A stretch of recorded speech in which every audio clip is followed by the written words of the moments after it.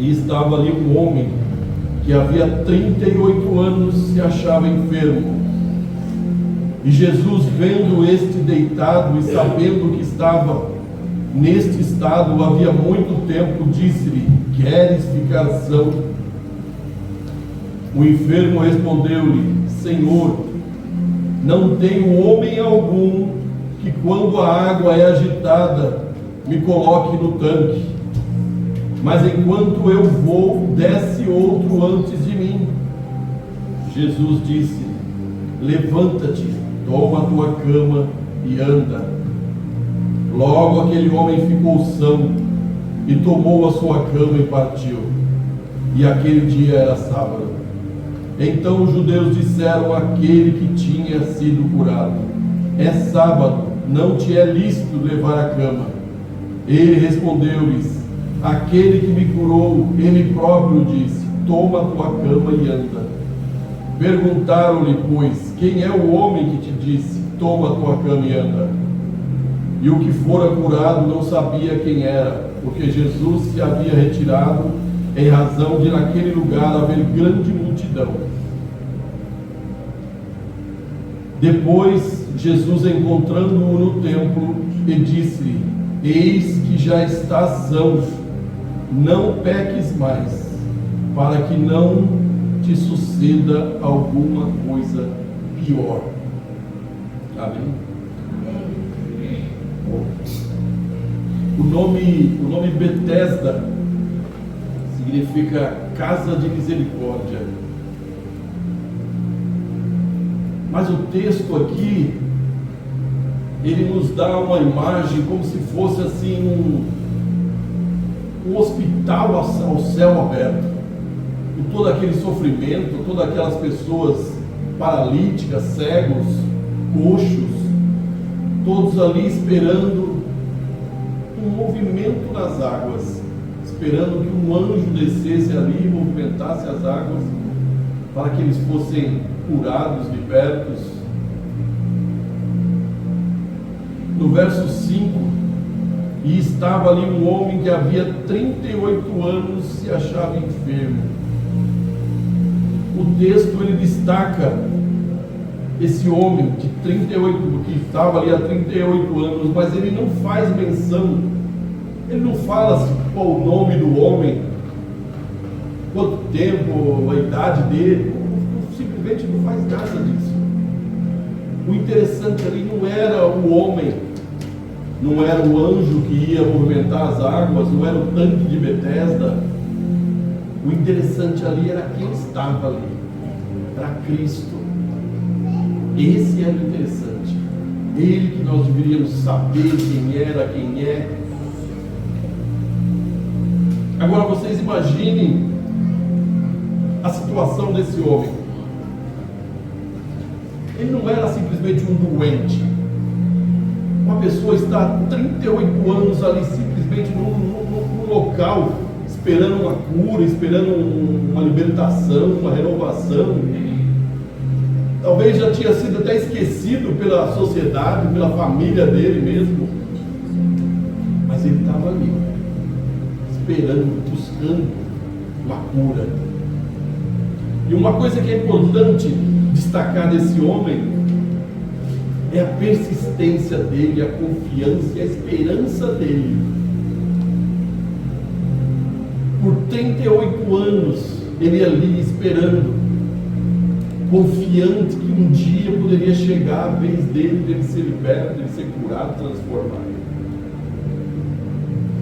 Agora, o único erro dele, que talvez não seja simplesmente só dele, seja de várias pessoas, a gente deposita a nossa esperança, a nossa confiança em pessoas, em lugares, em coisas erradas.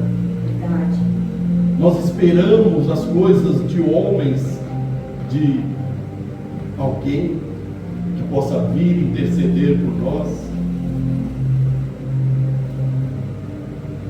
Mas isso era louvável dele, porque ele nunca perdeu a confiança.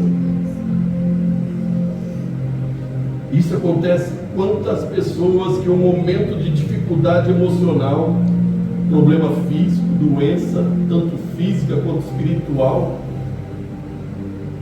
E as pessoas buscam salvação, buscam cura em lugares e pessoas que não vão conseguir fazer aquilo que ele espera, ou que talvez não seja definitivo o que ele espera.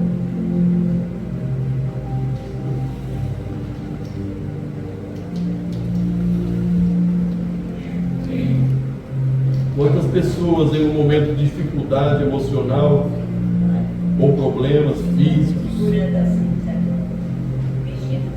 buscam soluções? Quando você tem ainda um amigo para ir buscar uma conversa, um conselho, porque tem muitos amigos nossos que são muito mais do que irmãos. Nós confiamos muito mais em certos amigos do que nos próprios familiares nossos. Realmente existem essas pessoas onde você pode se abrir, contar um problema, uma situação que você está passando. Aquela pessoa está ali para te ouvir. Ela não está em busca de te julgar, ela não está ali para te condenar. Ela está ali com o coração dela puro, aberto, simplesmente para te ouvir naquele momento de aflição, aquele momento de angústia. Está ali, como teu amigo.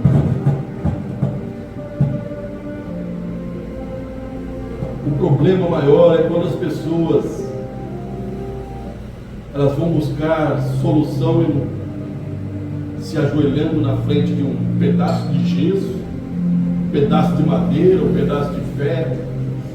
Colocam a sua esperança, a sua confiança em algo que não tem como mudar a tua situação. E isso acontece várias vezes. Quantos não vão até mesmo nesses, eu não sei, o cartomante que fala, que mexe com carta, as pessoas vão buscar tudo isso. Outros achando que por ter aquela voz, aquela perturbação na mente, eles acham que eles indo numa roda de samba, uma roda de cachaça, de amigo, que eles enchendo a cara, que eles tomando a cerveja, que aquela voz, aquela perturbação que fica na mente dele vai passar, vai mudar. Mas e quando passar o efeito daquele álcool, o efeito daquilo que ele acha que é uma solução? O problema dele vai voltar. Não resolveu o problema. Nós temos que buscar aquele que realmente tem poder para resolver definitivo o nosso problema. Não é um paliativo. E o povo sofre por falta de conhecimento, falta de entendimento, falta de buscar o lugar certo. Lá no capítulo 14 de João, no verso 6, disse-lhe Jesus: eu sou o caminho, a verdade e a vida. Ninguém vem ao Pai senão por mim. Não tem intermediário. Não tem intermediário. Nós só chegamos ao Pai através do Filho. Não tem meio campo, não tem você querer buscar alternativas. A palavra é pura, verdadeira, fiel. Ninguém vem ao Pai se não for por mim. Aleluia. Jesus, ele não indica simplesmente o caminho. Ele é o caminho, ele é o verdadeiro caminho. Aleluia. Eu sou o caminho, a verdade e a vida. Ele não indica simplesmente, olha, vai por aqui. Ele é o caminho. Se nós seguirmos os ensinamentos que Ele nos dá, glória. Se nós seguirmos o que a palavra nos diz, Se nós seguirmos a Cristo, que é o verdadeiro caminho, nós chegaremos no objetivo, no alvo que nós tanto almejamos e queremos.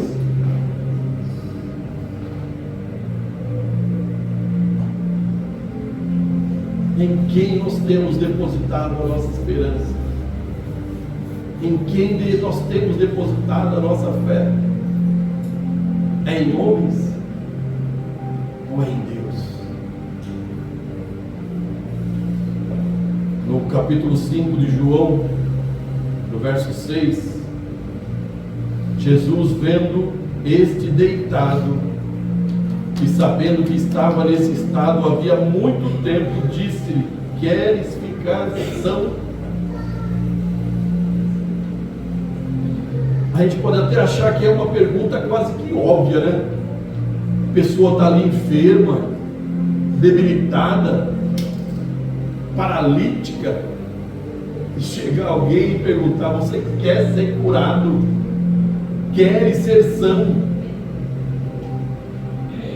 No nosso entendimento, pelo menos no meu, eu acho que não teria outra resposta. Seria quase que imediato. Eu quero, me cura, me liberta. Mas o interessante é que esse homem, os anos que ele estava ali, esses 38 anos, aquele problema da saúde física dele já tinha praticamente atingido a saúde mental dele, podemos dizer assim. Porque em vez de ele simplesmente chegar e responder que sim, que ele quer ser curado, não. Ele ficou inventando desculpas, colocando desculpas pelo problema dele.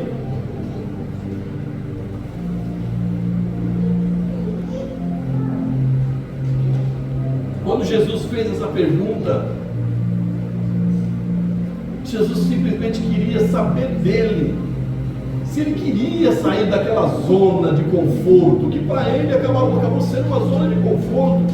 Ele estava ali numa cama, deitado, com certeza devia ter alguém que o alimentava, que trazia o alimento para ele.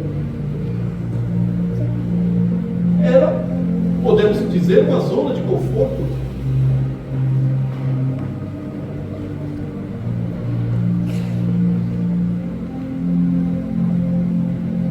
Porém, Jesus, que estava oferecendo para ele, não era um paliativo, não era alguma coisa temporária.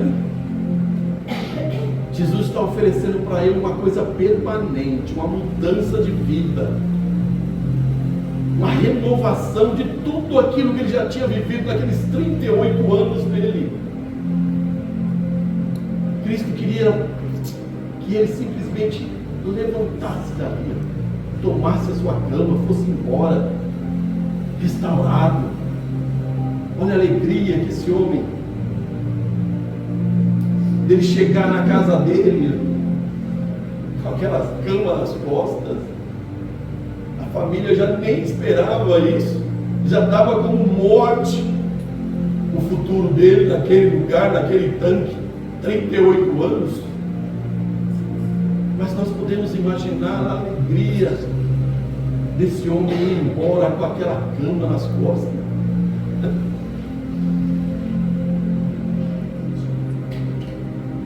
E o interessante é que Jesus não pergunta para ele se ele quer dinheiro, ajuda para entrar na água, alguém para carregar ele. Simplesmente pergunta: queres ficar são? E o homem respondeu no verso 7: Senhor, não tenho homem algum que quando a água é agitada me coloque no tanque, mas enquanto eu vou, desce outro antes de mim.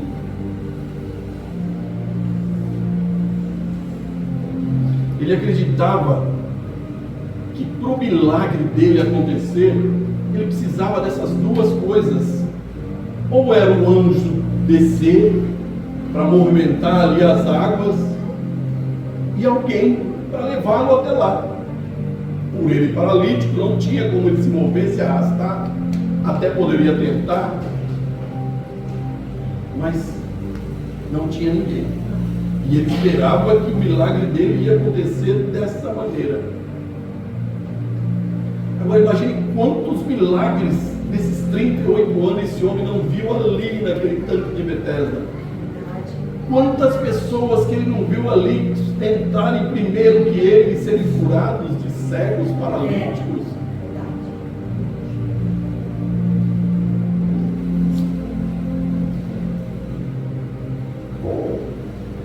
O problema é que quando ele diz, não tenho homem algum para me levar ali. E é interessante isso, porque no texto já diz que era um lugar que tinha várias pessoas, muita gente. E no mesmo instante, ele se sentia sozinho, solitário. Quantos de nós já não nos sentimos assim? Sabe quando você vai no evento, numa festa, todo movimento, aquelas pessoas, aquele agito todo, mas você se sente ali deslocado, você se sente só, você começa a se olhar para dentro de você mesmo e falar, meu Deus, isso aqui não é para mim, o que eu estou fazendo aqui?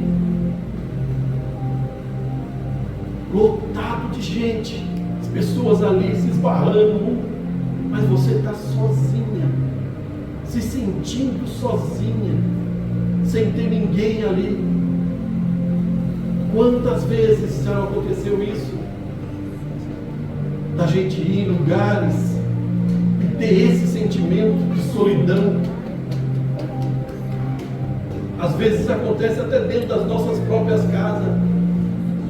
Nós estamos ali com a nossa família, todo mundo reunido.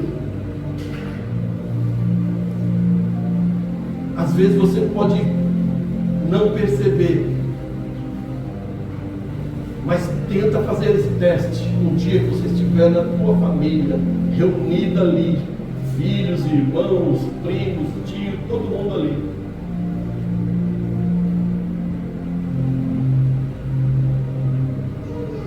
Você vai ver que a grande maioria não estão conversando entre si, estão conversando com outras pessoas que estão longe dali daquele evento.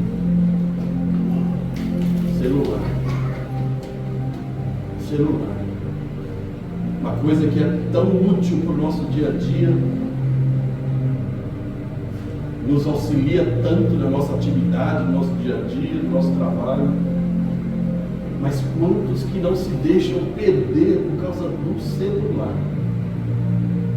Você entra num restaurante às vezes para jantar, para almoçar, você vê as famílias se reunidas, mas cada um com o celular na mão e um garfo na outra.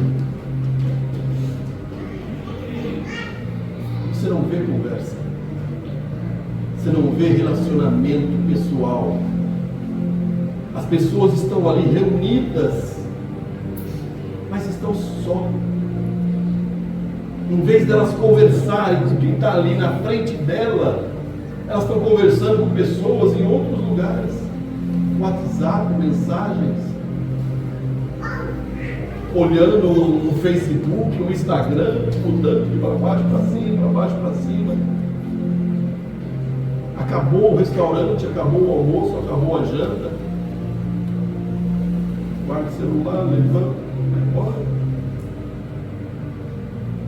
Não tem aquele relacionamento pessoal caloroso, amoroso. Nós temos que começar a resgatar isso. Quantos pais não dão o celular para o filho para ter liberdade, para ter sossego? Transformam os celulares numa babá eletrônica. Primeira coisa que a criança faz quando sentada na mesa é ligar o celular, o tablet, fica lá mexendo, e vai condicionando a pessoa, a criança, a crescer daquela maneira, achando que aquilo é normal, que é uma coisa normal. E realmente ela vai crescer achando que é normal. Ela vai passar isso também para os filhos dela. Olha, o celular foi condicionado para ser uma babá eletrônica. Para o pai e a mãe querem ter um momento de privacidade, um momento de solidão, um momento de comunhão entre os dois. Deixa o filho aí, a filha, deixa eles brincarem com o celular, deixa eles se distraírem.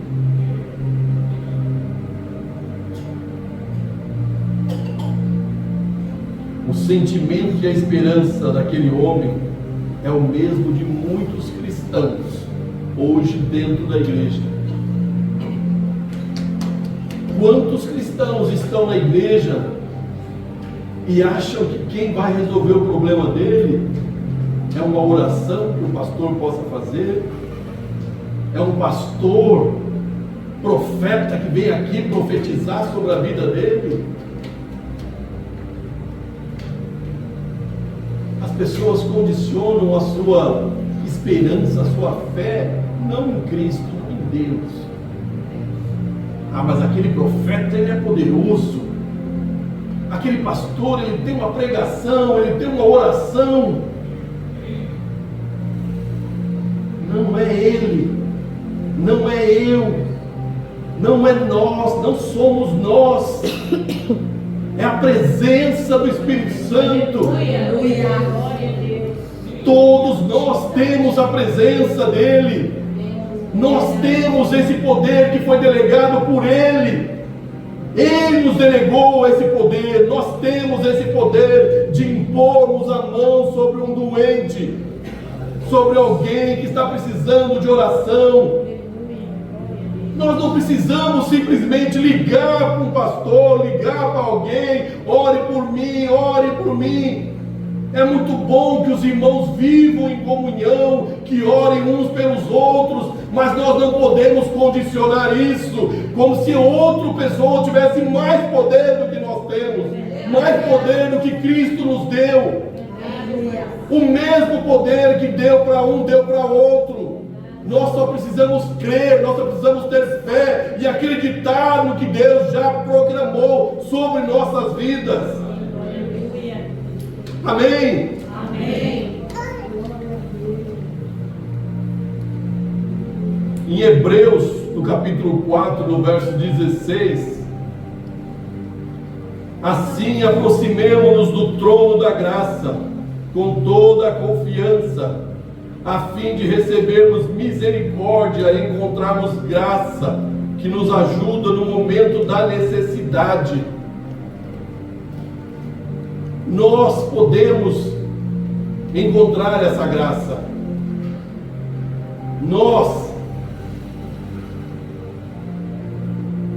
O homem estava tão focado na descida do anjo e na água agitada, que ele não percebeu que quem estava ali diante dele era o Criador dos anjos.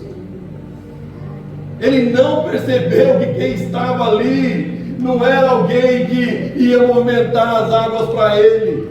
Quem estava ali era o Criador, aquele que criou os anjos.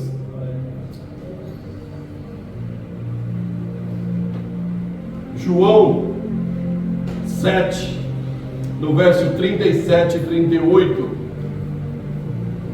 No último e mais importante dia da festa, Jesus levantou-se e disse em alta voz: se alguém tem sede, venha a mim e beba. Quem crer em mim, como diz a Escritura, do seu interior fluirão rios de água viva. Quem crer em mim, quem crer em mim. Nós cremos ou não cremos num Deus? Nós temos esse poder. Quem crer em mim. Ele não percebeu que quem estava ali era Cristo, diferente da mulher do fluxo de sangue. Ela sabia que era Cristo que estava ali, ela sabia os poderes que ele tinha, mesmo ela estando com aquele problema sanguíneo há 12 anos, ela teve fé o suficiente para acreditar que um simples toque, ela não precisava nem conversar com ele, Ela teve fé o suficiente para acreditar que um simples toque nas vestes dele, ela seria curada. Um simples toque, um de repente, a vida dela poderia ser transformada pela fé, pois ela sabia que quem estava ali na frente dela era o transformador, era o resgatador, era alguém que poderia realmente mudar a vida dela num piscar de olhos. E Ele está também em nossas vidas hoje, no dia a dia nosso. Nós só precisamos crer que a nossa vida pode ser resgatada, transformada, modificada, casamentos restaurados, saúde física, mental, espiritual, por um simples toque. Só precisamos crer. Em Marcos, no capítulo 5, no verso 34, então ele disse: filha, a sua fé curou você. Vá em paz e fique livre do seu sofrimento. Se você percebeu, a grande maioria das curas que Cristo fez, Ele simplesmente disse que a sua fé, a tua fé está te curando. Em todos os evangelhos, se a gente procurar, nós não vamos achar em nenhum lugar Cristo chamando qualquer mulher de filha. A única passagem é essa de Marcos 5,34, que ele chama essa mulher de filha. Ele se sensibilizou tanto com a fé daquela mulher. Ela não pediu para conversar com ele, ela não pediu nada para ele, mas ela tinha dentro do coração dela aquela convicção, aquela certeza, e ele percebeu isso. Por isso ele chamou ela carinhosamente filha. Glória a Deus. Deus maravilhoso. Quando os recursos da terra se esgotam, o cenário está montado para a glória do céu, para a glória de Deus. É nesse momento, quando nós simplesmente achamos que não tem mais solução, não tem mais jeito, estou no fundo do poço, é nesse exato momento que está tudo preparado para a manifestação da glória dele. É nesse momento, porque quando você ainda tem um fôlego, um sopro de vida, que você está ali respirando, você ainda confia, você ainda acredita em você mesmo. Mas quando você realmente afunda, está lá embaixo, não tem mais como fazer nada, não tem mais solução. É aí que ele se apresenta, é aí que ele se mostra. Tem jeito, tem solução. Eu sou o caminho, eu sou a verdade, eu sou a vida. Tem solução.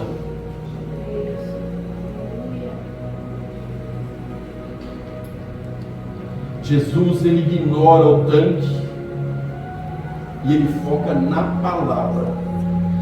3 comandos que ele dá, somente 3 comandos: levanta-te, toma o teu leito e anda. O poder da palavra.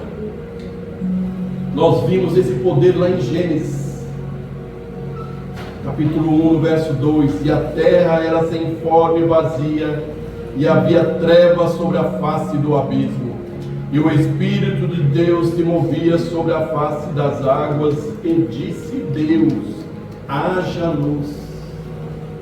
Haja luz, e houve luz. Instantaneamente, o poder da palavra.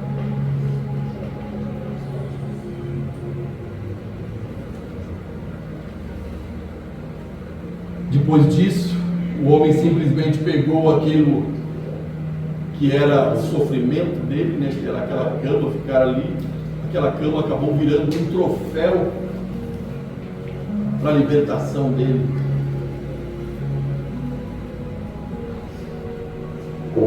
Levanta-te.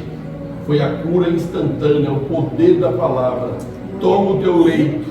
O símbolo da fraqueza e miséria dele se tornou um troféu. Anda.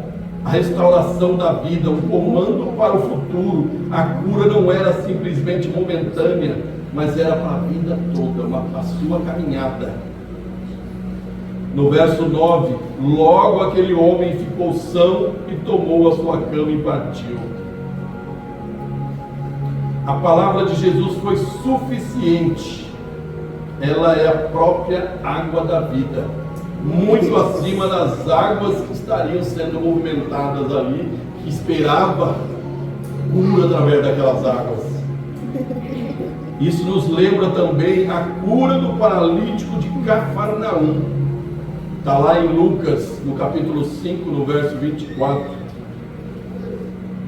Mas para que vocês saibam que o Filho do Homem tem na terra autoridade para perdoar pecados, disse então ao paralítico: eu digo a você, levanta-se, pegue a sua maca e vá para casa. O poder da palavra. Em ambos os casos, a palavra de Jesus carrega em si a capacidade de realizar o que ele ordena. Ele não pediu, ele ordenou, foi uma ordenança. Da mesma maneira que Deus viu lá o mundo sem forma e vazio, escuridão, haja. Foi um decreto. E é o mesmo Deus que está ali libertando esse homem, tanto de Betesda, quanto de Cafarnaum, quanto a mulher do fluxo de sangue, quanto mesmo que está aqui nos nossos dias de hoje, com poder para fazer tudo. Deus não tem poder limitado para algumas coisas ou outras, Ele tem poder para fazer tudo. Glória a Deus. Tudo. Sim, Deus.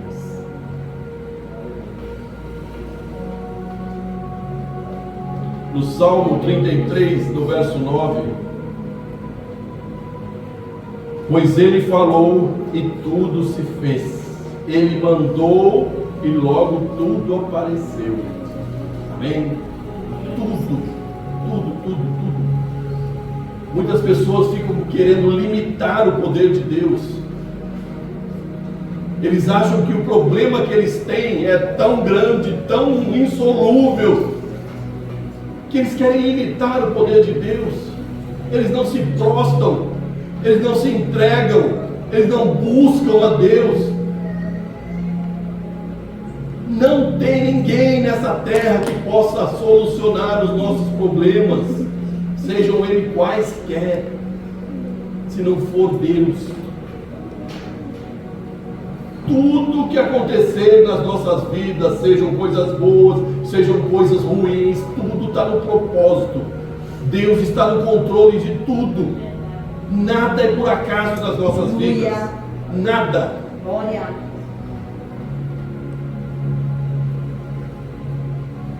Ele é o próprio Verbo encarnado, que Ele ordena e tudo surge, tudo acontece. No capítulo 14, no verso 14 do capítulo 5 do tanque de Betesda, Jesus encontrou no templo e disse-lhe: eis que já está são, não peques mais, para que não te suceda uma coisa pior.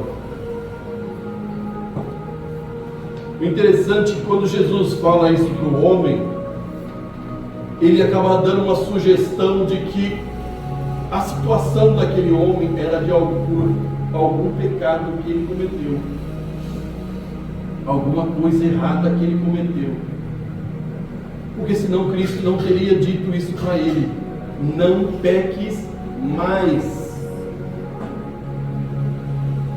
Alguma coisa aconteceu.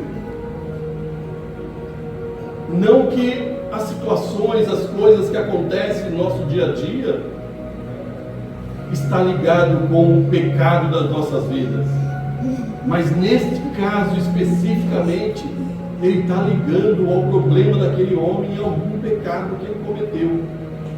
Vai e não peques mais, para que não te aconteçam as coisas piores. E que coisas piores poderiam ser essas?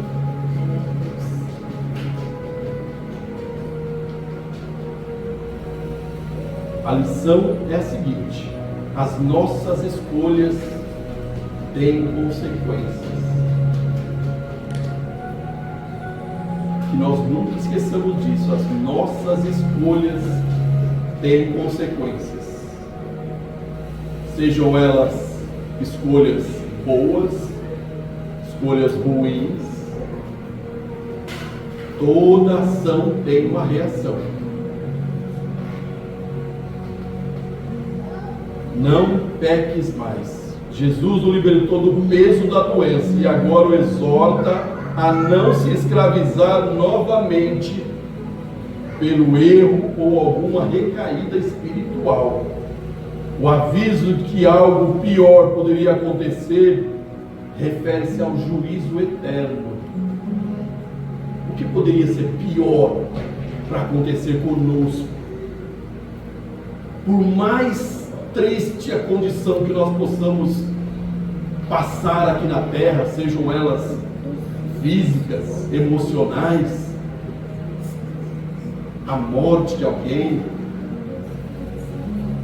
um desemprego, uma doença do filho, da mãe, do pai, não tem nada pior do que nós perdermos a nossa salvação eterna. Não tem nada pior do que nós perdermos o paraíso, a promessa. Não tem nada pior. Esse coisa pior de Cristo está se referindo aqui, nesse texto, para que não te aconteçam as coisas piores, não peques mais. Ele foi curado, liberto, restaurado, está ali, é perfeito. Mas leva a tua vida a partir de hoje reta, nos caminhos de Deus. Não se desvie nem para a esquerda nem para a direita, para que não te aconteça algo pior. Nós, enquanto cristãos, seguidores de Cristo, o que nós almejamos, o que nós buscamos é a nossa salvação eterna. Então esse pior é pior realmente do que tudo que nós possamos sentir aqui na terra. Se vocês querem entender um pouquinho de como será esse pior, leia lá o livro de Apocalipse, que é o lugar onde vai as pessoas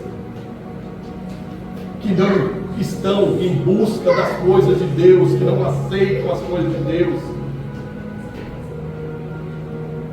Um fogo eterno. As pessoas não vão morrer. Quem for para esse lugar vai sofrer noite e dia. Noite e dia, e vai ter sofrimento, ranger de dentes. O corpo vai sentir toda aquela dor, aquele tormento, e não vão morrer. Vai ser uma dor, um sofrimento eterno. Não sou eu que estou dizendo, leia o livro de Apocalipse, está tudo lá. O que Cristo está nos orientando e nos alertando a respeito desse pior é isso. Porque nada, nenhum sofrimento que nós passarmos aqui na terra se compara a isso. Mas Ele nos dá a oportunidade todos os dias de nós sermos pessoas melhores.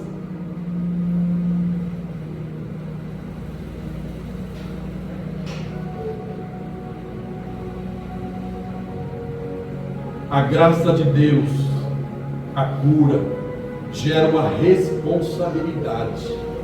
Receber o milagre e continuar no mesmo caminho do erro é desprezar a misericórdia, a graça recebida. É desvalorizar o que Deus fez para a tua vida, o que Deus derramou na sua vida. Você está desprezando se você simplesmente não seguir o que Deus está falando na tua vida. Você está simplesmente virando as costas para Deus.